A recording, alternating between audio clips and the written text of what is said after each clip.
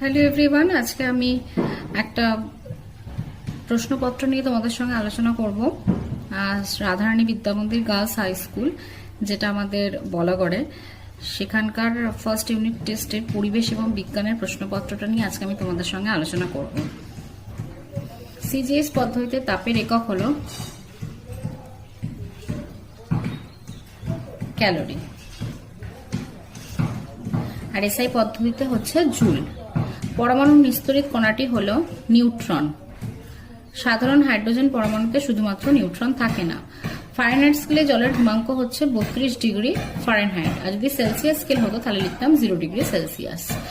Al2O3 তে অ্যালুমিনিয়ামের যোজ্যতা হলো 3।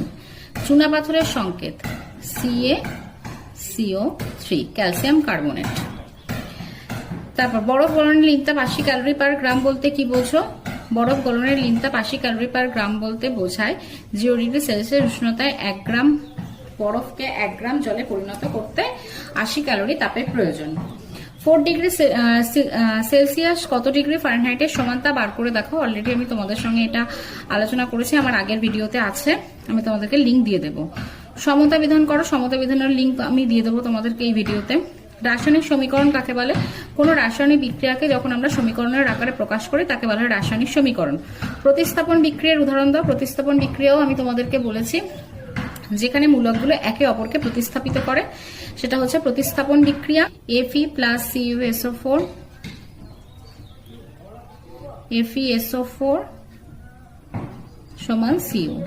তার মানে এখানে মূলকটা এর সঙ্গে ছিল, এই মূলকটা এর দ্বারা প্রতিস্থাপিত হলো। পরমাণু ক্রমাঙ্ক, পরমাণু ভর সংখ্যা কাকে বলে? পরমাণু ক্রমাঙ্ক হচ্ছে পরমাণুর মোট প্রোটন সংখ্যাকে তার পারমাণবিক সংখ্যা বা পরমাণু ক্রমাঙ্ক বলা হয়, আর ভর সংখ্যা হচ্ছে প্রোটন সংখ্যা এবং নিউট্রন সংখ্যার যোগফলকেই বলা হয় পরমাণুর ভর সংখ্যা। যেমন একটা পরমাণু নেওয়া হলো C612,